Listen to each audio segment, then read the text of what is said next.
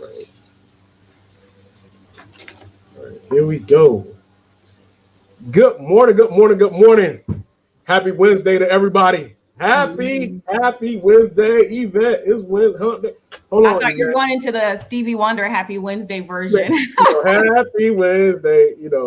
Uh, look, I know you normally do a motivational Wednesday blog text, getting the information out there. Um, I'm not sure if you memorize it, what you posted today, but I want to come to it at some point of this show. Okay. So thank you, ladies and gentlemen. For those who are just joining us, my name is Michelangelo Bell. Some people call me Mike for short. I am the Chief Executive Officer of Community-Based Connections, where we always expand the option that changes the odds to help children to be socially and academically successful despite the many challenges they face and regardless of the many negative influence around them. We are located at 1021 Northwest 6th Street, Fort Lauderdale, Florida 33311. You can visit us on our website, Community Based Connections, with an S at the end of connections.com. We are so excited today. Look, y'all, I'm just fumbling over my words. I'm so happy to have a good friend of mine, Yvette DuBose, who also the CEO of the Heart Gallery of Broward County. So I'm so excited today about this, Yvette, you being here. Look, Thank y'all, you. Thanks for having me. Yvette have been an advocate as a nonprofit leader in our community. Continue to serve. I think you've been doing this now since 2007, right, Yvette? Yeah, I started with them as a volunteer, Oh, 2007, wow. 2008, at our Right. inception. So 15 years.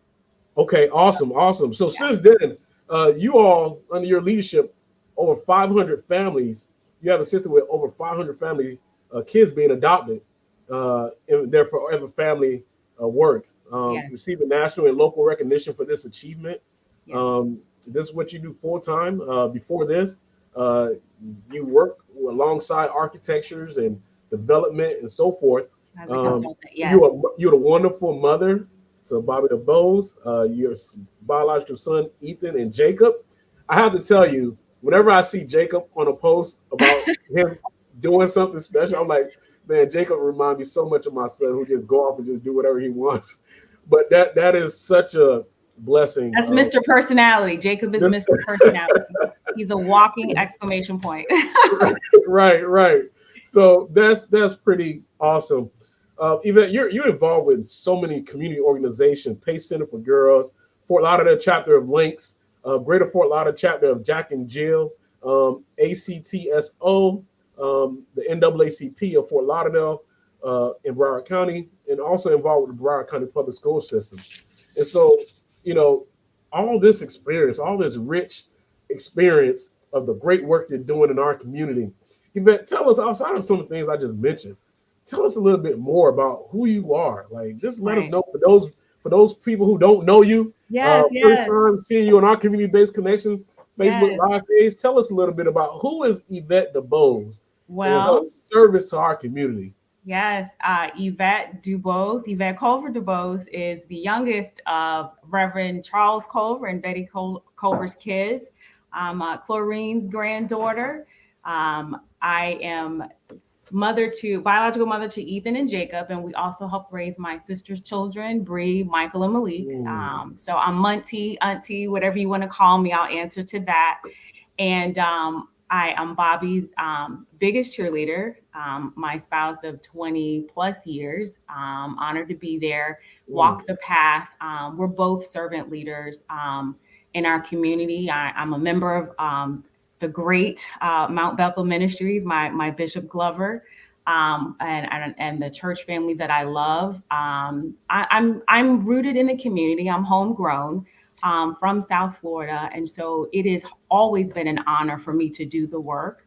I think when you have the intersection of passion for advocacy, because this is personal for me, it's always been a full circle moment. And a lot of people who heard me speak about the importance of foster care as it relates to our community know that my mom was one of these kids, right? And so she lingered in foster care for about 10 years. And then she was adopted by my grandparents, the Adams family. And that changed the trajectory of her life, and in turn mine. She was no longer a statistic, right? And so she was the first in her family to go to college. My dad and mother met in college sweethearts, and the rest is history. She retired after 40 years in Broward County Public Schools. My dad was in Dade County Public Schools, in addition to being an ordained minister and pastor. And so I am what you see, and for your thank you for sharing the Wise Words Wednesday. I try to share positive um, words of affirmation. I try to share positive things because the world is so negative and so dark at times. And sometimes we need to share our light. And so we learn most from the wounds. And so I try to share the lessons. So most of the time people say, oh, you touch me with your Wise Words Wednesday. A lot of people don't realize this is my personal walk that I'm sharing with everybody. When you're transparent, I think people can see that. So what you see is what you get.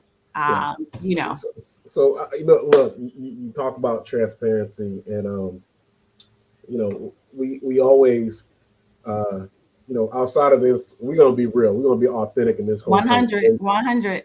And so I'm excited. Look, you are literally raised in a community, in rich family, church.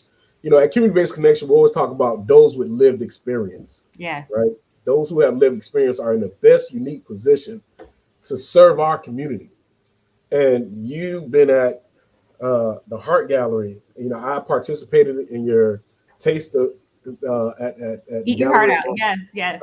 Eat Your Heart Out. And I got to tell you, it was very hard for me to be there because I was vegan at the time. Oh. But there was still some wonderful options. Right.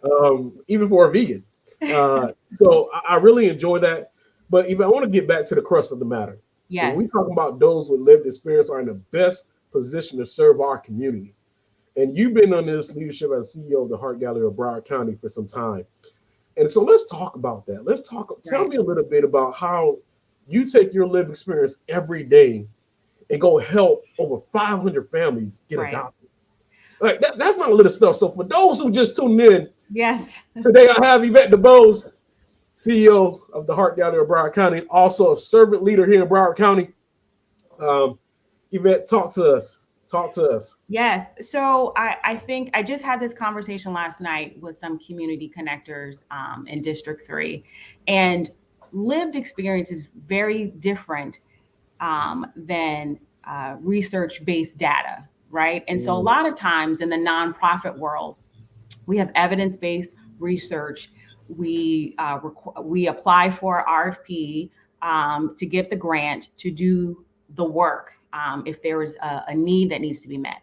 But having lived experience and matching that with the needs of the community, I think it's wonders. In addition to the impact it has on children that look like me, who are overrepresented in the foster care system. And that's a whole other conversation that we can have, right? We're 13% of the population, but we're more than 50% of the population. So then we have to look at what are the unintended consequences? How can we mitigate that?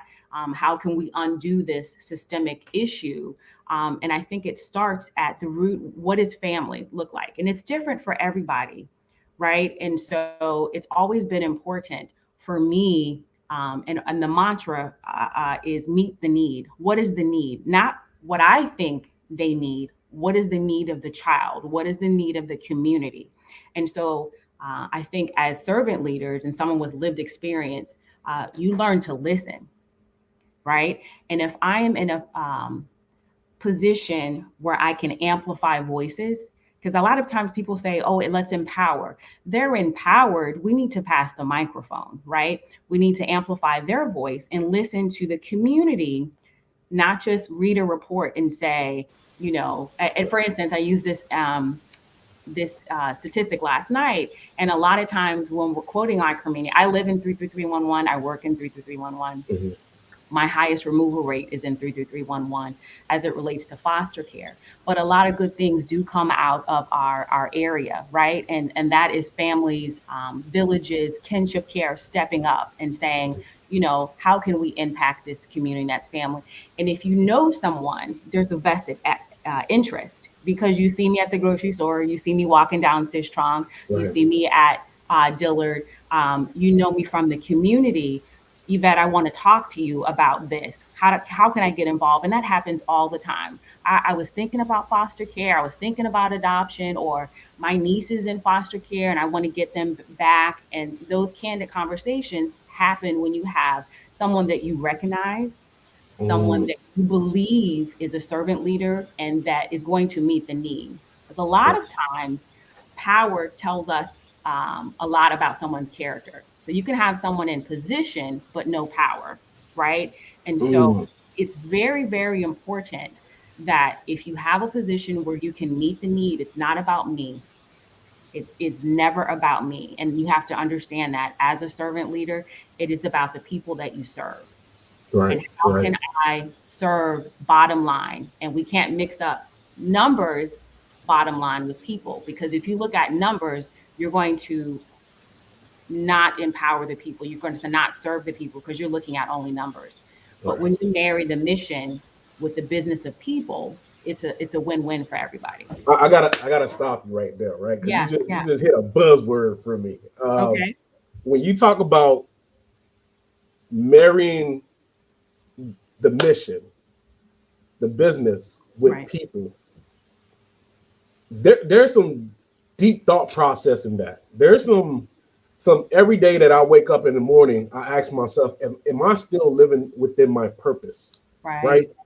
Am I still living with my purpose every day? Because that's Yeah. part of marriage, right? There's a level, there's a vow, there's commitment, and there's ultimately you have married. When you say married, man, I'm getting kind of hype Yeah. on this. When you Yes. talk about, I don't want to turn into no Baptist preacher up around here, but Where's when my you tambourine? when Come you start on.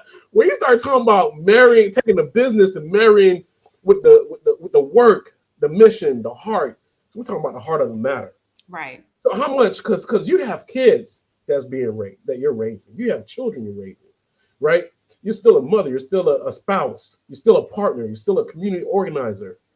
But yet, in the midst of all that, you have this business side that you're married to Right. because the work is committed to it, right? It's, Right. it's the people we touch every day that Right. makes the difference. So Right. talk to me about what did that marriage look like to you? Because people say that, right?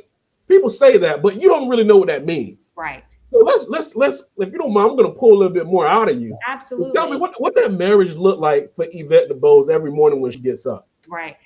Listen, for me, the mission and the marriage to it, it is a full circle moment. And because I know the difference that being whole, what does whole look like to you? I know the difference of no longer being a statistic, the lived Mm, experience of my mother, of my bonus children. When you have lived experience match with the capability and access that you can provide and show and open the door. So we're not only reaching up, we're reaching back. So a lot mm, of times with servant leaders, mm, people don't recognize they're not just reaching up because you want to raise the bar, right? We also have to absolutely. open the door very wide. I can't be the last. I was the first in this role. I was the first and youngest African American woman in this role at the Heart Gallery, right? And so, but I won't be the last. And it's not just marrying the mission; it is showing us, because a lot of people talk the talk, but they don't walk the walk. And I Absolutely. think you can tell who's being authentic and who is performative, right? And so when we talk about the impact to the community, service to community, you're putting people first. You don't always, and I've worked in the background with a lot of amazing nonprofits collaboratively, and we have like-minded missions, and we can work together succinctly.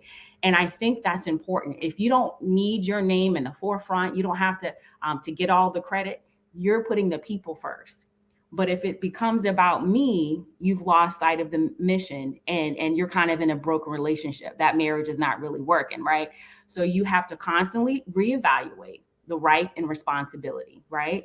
And then how do I amplify the voices of those I'm intending to serve, whether it is foster children, whether it is women in distress, whether it is and all these code words that we have for these grants, marginalized communities. How do we empower those who we recognize need equity, right? And so we have to amplify the voices. So if I have the opportunity to share the platform, hold my hand out and pull you up, I'll do that. And I think for every servant leader, that's what we should be doing, pulling people up while we also reach out. And that goes with mentorship. I could be here all day now. I'm a preacher's kid.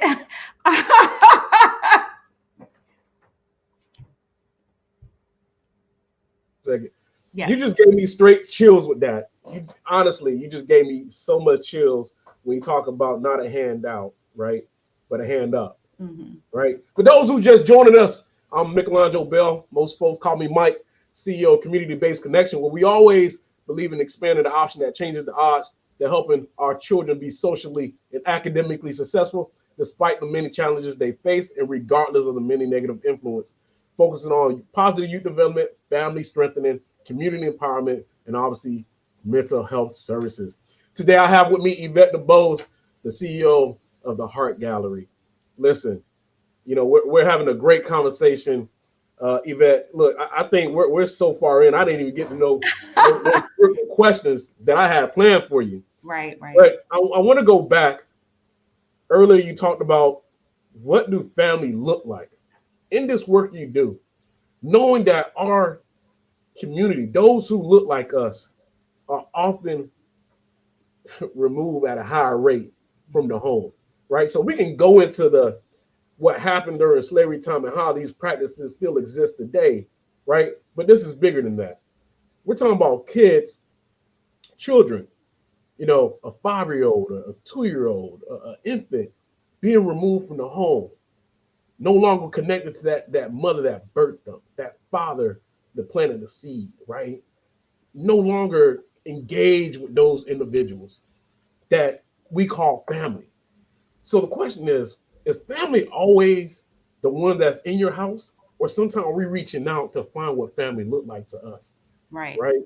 And so when you talked about what do family look like, let's go back and talk about that for a minute, because you're helping kids get adopted. And again, it goes back to that, you know, lived experience. You're also raising, you know, kids that are not yours, but they're relatives, right? So we call that kinship, right? Relative caregiving, right? So I'm just going to hit on this real quick, because I can recall when my brother went to go serve 14 years in prison, and I had to raise my niece, right? And part of that, I didn't know about relative care support. I didn't know that there's support out there for people like me who's raising a family member child, right? So let's talk about what do family look like, because family is not.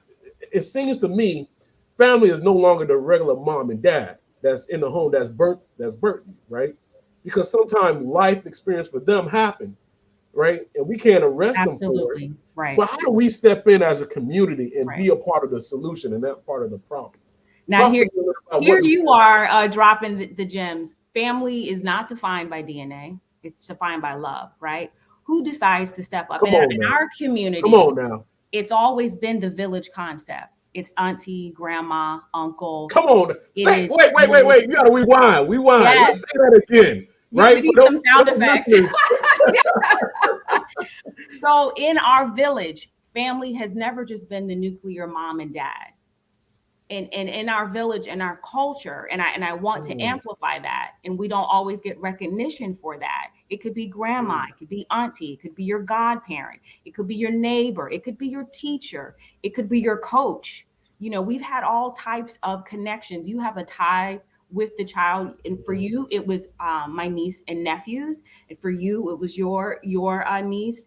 And I think it's important to amplify that and say that we are in the process in the system of care formalizing kinship care, but we've always called it the village. Come on, babe, you can come stay with me. Okay. We're going to make, you're going to come over to here. Auntie's going to help you. Auntie's going to take care of you. We're going to make it work.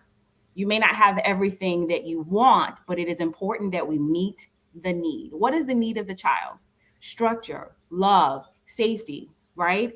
And so if we are truly meeting the need of the child, we match that with the strength of the family. And it doesn't have to be a DNA match. It is the needs of the child matched with the strength of the family. And so family is different and defined by everybody. Love is love.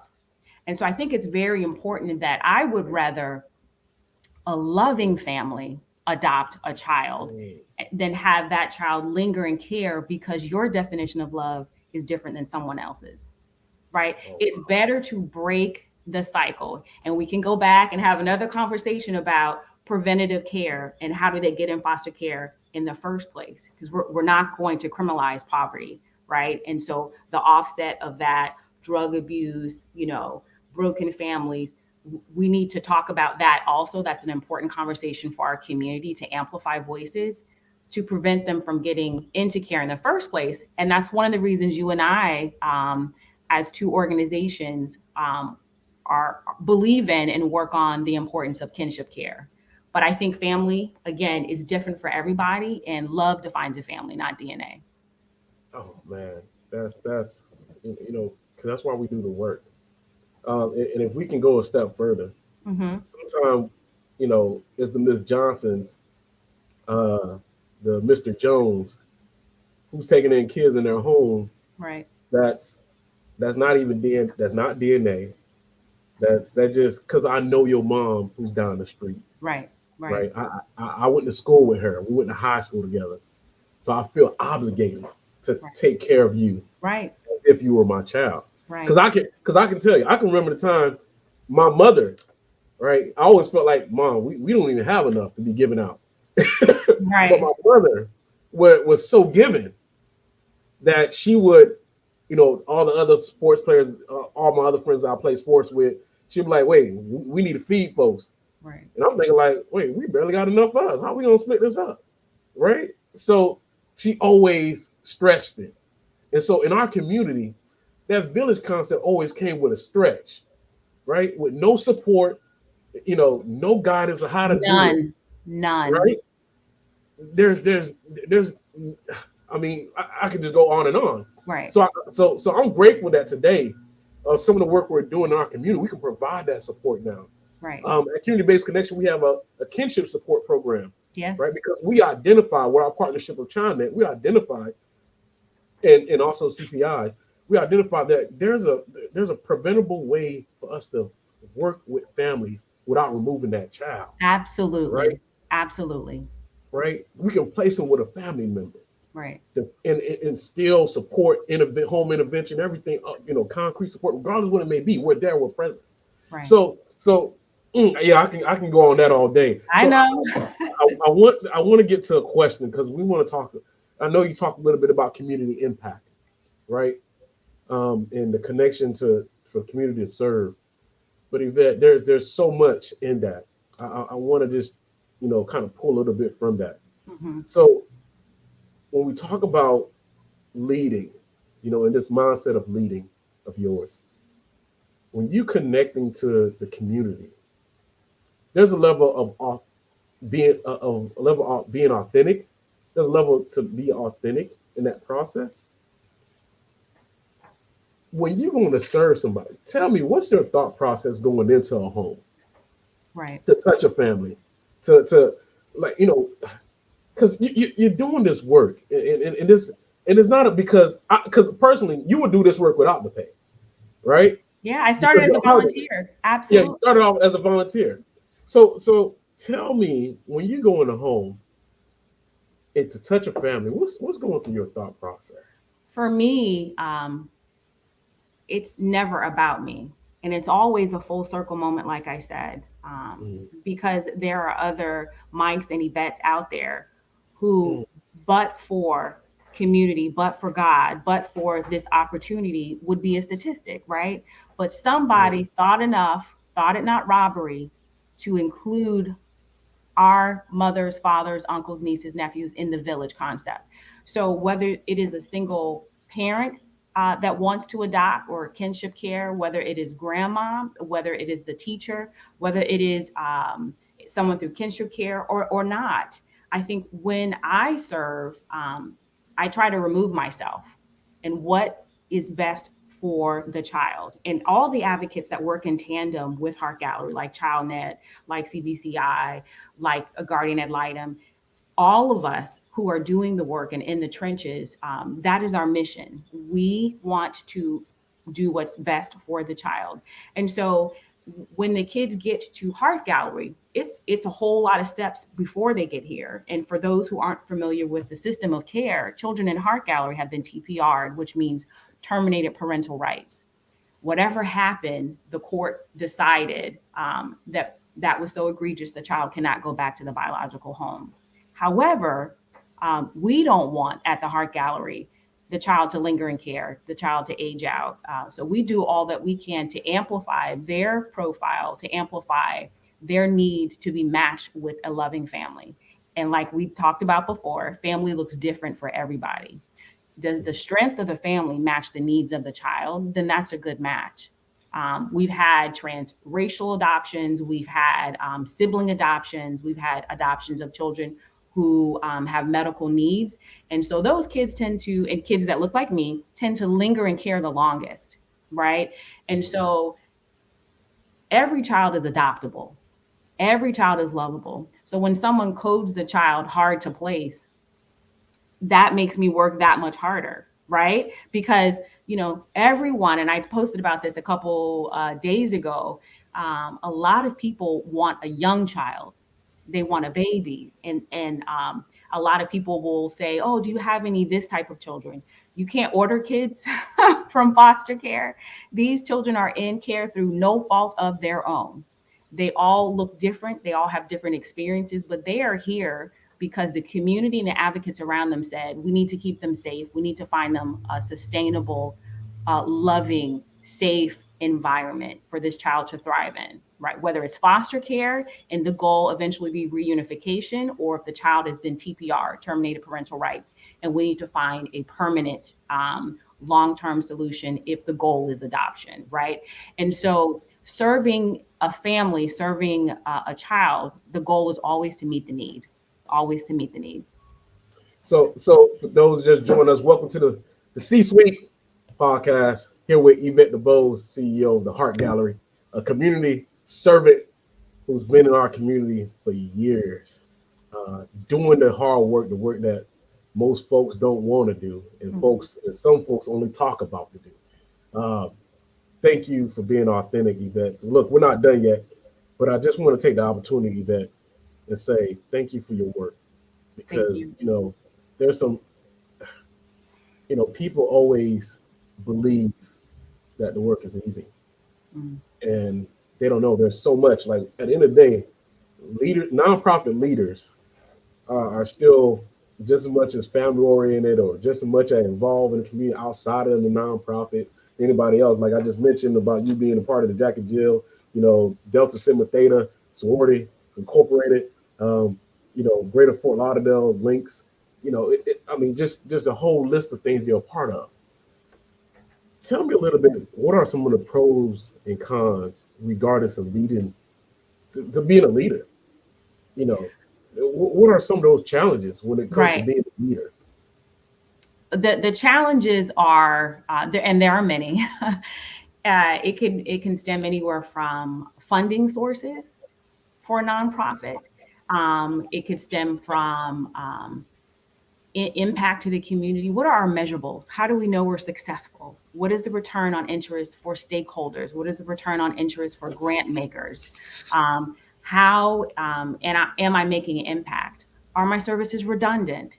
Can I collaborate with another nonprofit? Are we making a difference? And so those are questions I know a lot of my colleagues ask. How can we amplify the impact? How can we do more with what we have? And it's always being creative with funding sources, because a lot of times we're competing for the same grants, right? Sometimes we're serving the same community. There may be overlap. So because the Heart Gallery is small, I'm always looking for ways to collaborate. How can we amplify the voices? And a lot of times I'm in the background, but if the need is met, it's a success. I don't need to lead. I don't need to be out front. We just need to meet the need. And if your organization can lead with that, I can help with the referral. We can make a call. We can send something. And at the end of the day, we have a success. perfect. That's all that matters. And I think when a leader versus a servant leader, it's two totally different things. And because I am first an advocate, I'm always going to put people first. And that's what advocacy is about. And, sometimes we have to go to war, but in advocacy and nonprofit, your tools may be different, but we're still fighting. And so sometimes with a funding source, which is a challenge for a nonprofit and businesses in general, you have to diversify. So it can't just be from fundraisers. It has to be from grants. It has to be from individual donors. There's a funding source that you have to diversify because you have to anticipate the economy may be bad. I can't have this fundraiser in person, but I still need $60,000 to meet my gap of service, right? Absolutely. So how do I find that? You got to be able to write a grant or access to grant making. And there's so many different unique ways, but you have to be able to diversify funding sources as a nonprofit leader, as a servant leader. And sometimes that means collaborating. And collaborations aren't bad. You don't have to be out front to make a difference. But again, if you lead with people in mind, it'll be a success at the end of the day. You know what? You talk about different funding, but when you talk about building the bridge for the funding gap, right? But sometimes building that bridge for that funding gap comes out of your own pocket. That folks don't talk about. Right.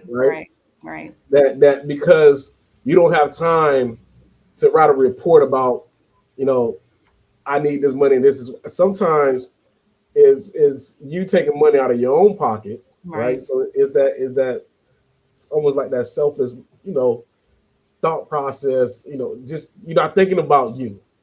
You're thinking about someone needs something right now, feeling the need, like you said earlier. Right. And making a contribution out of your own personal pocket, right? Because leaders do that. Servant leaders do that. Because they don't have time to wait. There's a need. There's an action that need to be taken right now. Right. We can figure out the rest later. But at this moment, I need to touch this family. And so people forget about that portion. That has happened. I'm sure with so many people. It has happened with me, and I know we talked about your experience as well.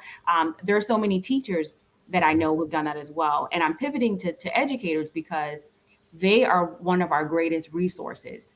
When school was out, abuse reports were down because the children had to stay in place, shelter in place with their abuser. A teacher notices the child's acting different, the child is sleeping, there's some marks I didn't notice before. So that 1-896 abuse number didn't get as many reports. And I know of a few cases, and I'm not going to call out the family, but we had a teacher that actually adopted one of her students maybe 5 years ago. And the nuances and the personalities, educators are so important to the system of care because they're with the children every day, right? And they're helping us recognize something is amiss. I think we should look into this. And a lot of times it's been factual that something's going on. So giving of yourself, sacrificing. I know of a lot of teachers who have stepped up and become kinship care parents. They're not related to the child, but they have a vested interest in the child's welfare. And so shout out to all the educators out there listening. Thank you for what you do. Yes. Teachers are still heroes. Yes. And my mom was a teacher, so I have a personal affinity to public school teachers. They are amazing. No, that's most definitely important. Look, I want to talk about a little bit something you mentioned about measurables. What does measurables look like? Right. Oftentimes there's always a quantitative measure, right? But the problem with the quantitative measure, it doesn't tell the real story. Right. But when we switch over to the qualitative, right? Because now you're getting a chance to listen, hear. You can't fake. You can fake those numbers. Right. But when you do an emotional interview, emotional intelligent interview, motivation interview, when you do that motivational interview, you get to see the body response. You listen to the sound of the voice. You're catching different themes, right? When you go out in the community, when you use your qualitative approach, talk to me a little bit about that. What are you looking to do? What are you looking to achieve when you're out in the community utilizing a qualitative approach? Because at the end of the day, you're a servant leader. Right. You're not running the data. You're running the people who say, look, I need your help. So talk to me a little bit about what that looked like. For me, and I speak a lot at churches, having a lot of friends and friendships in the faith community, which is also a big supporter of the work. For me, it's always a heart of the matter, right? And I think transparency and authenticity, people can tell when you're being fake. Mm, I don't need to oh see no. numbers. We recognize there is an issue in the system of care. We recognize there is a need, and how do we bridge the gap? So I'm always going to speak from the heart. I'm always going to be real. I'm always going to share my personal story, and I think that helps peel back the layers. What is the heart? Because there are a lot of layers to this. How do we get here? Right? Right, That's a whole right. other conversation. We understand that there's a problem, but let's also present a solution. So, how I try to connect is a heart of the matter. I try to be authentic. I try to show my authentic self, my lived experience, and give my offer of a solution to this very fixable problem in our country, very fixable problem in our county, in our state. Um, and there was a statistic that came out a few years ago that said if one in every five churches sponsored a child, all the children will be taken care of in foster care in the US, if one in five churches stepped up. And so I'm always trying to collaborate and amplify the message, and I try to always come from the heart. Of course, some people want a measurable that is data, so I can give you data and tell you how many families we've impacted, how many families we've served, how many matches we had. But at the end of the day, you want to hear about a story, Yeah, right? You want to yeah. hear about a John who was matched at our Heart Day at the Mm, Museum of Discovery, and his prospective parents at the time were helping him with the art project. Fast forward 9 months later, right before COVID hit, we attended his adoption downtown at the courthouse. You know, wow. rewind and talk about a sibling group that were about to be separated, already experienced trauma and in the system of care through no fault of their own because of abuse, neglect, or abandonment. But a family stepped up and said, "I'll take all three of them." Yeah, So when you talk about the heart of the matter, you can present numbers, but if you put people ahead of those numbers and marry the mission yeah, to the business of people, it's always a success. So it's yeah, never about me, it's the heart of the matter. yeah, yeah. Yvette, I know we're ways past the time we allotted, but this is what happens when authentic conversation and relationship Yes, take place. I think every segment we have had on this podcast have gone over the time because it's just, right, we're just all authentic about the work. right, And so at the end of the day, Yvette, I thank you for being married to the community. I thank you for your selfless love, the work that you do every day, just thinking of others from the time you wake up to the time you go back to sleep. Realizing at the end of the day, you're still a daughter, a sister, a aunt, a mother, a friend, a colleague. A husband. I mean, a wife. Just the list goes on, but it is the work you do every day that makes a difference. And we're right. so grateful. We're so grateful for your leadership in our community. And we're looking forward to the next event that may come along the way because of the footsteps, the path that you already created for them. And so, you deserve your roses now. Thank Uh, you. and so, thank you. Thank you so much for sacrificing when people are looking, especially when people are not looking. You're still out there sacrificing. See, I know you outside of this, so Yes, I know the work that you've been doing. And again, it just touched me. And community-based connection is always looking to support all the work that you're doing in our community, especially when it's around our children. So thank you for taking time out of your busy schedule to meet with us today and talk to us. And if you want to leave anything for the people, just share whatever any last words you want to leave for the people.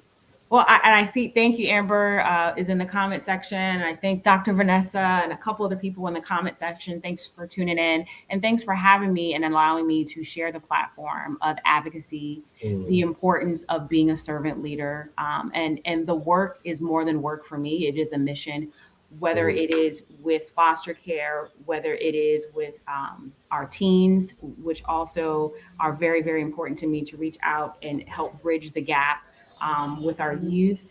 I think, again, as a servant leader, not only am I looking up, I have mentors that I look up to. I think it's important to also look back and open the door. I don't need to just step in and close it behind me. Open the door and allow other people to come through the process. So mentoring and being mentored is very important in this work. And I'm very appreciative to the community for allowing me to serve as long as I have in this capacity. And I look forward to continue service to our community, which I love. Thank you so much. Y'all, thank y'all for tuning in.